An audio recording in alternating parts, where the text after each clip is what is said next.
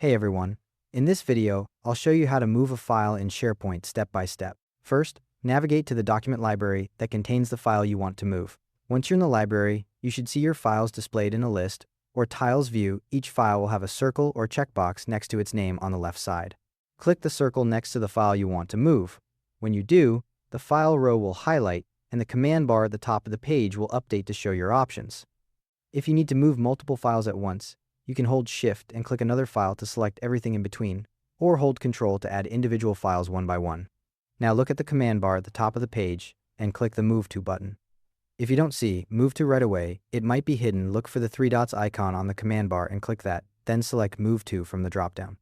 Once you click Move To, a pane called Choose a Destination will open on the right side of your screen. This is where you'll pick where the file is going. You can browse through folders in your current library, or navigate to a different SharePoint site, or even your OneDrive. The pane lets you click through the folder structure to find exactly where you want the file to end up. If you need to move the file into a new folder that doesn't exist yet, you can create it right from this destination pane. Look for the New Folder button in the top right corner of the pane and click it. Type in your folder name when the dialog appears, then click OK. Once the folder is created, make sure to select it so SharePoint knows that's your destination. When you've navigated to the right spot and selected the folder where you want the file to go, click the Move Here button at the bottom of the destination pane. SharePoint will move the file, you'll see a confirmation notification appear, and the file will disappear from its original location and show up in the new one.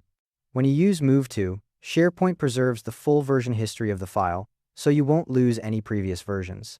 The file does get placed in the recycle bin of the original site after the move, but it follows the normal recycle schedule.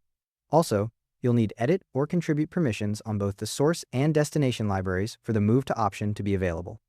And that wraps it up. Thanks for watching. Hope this helped.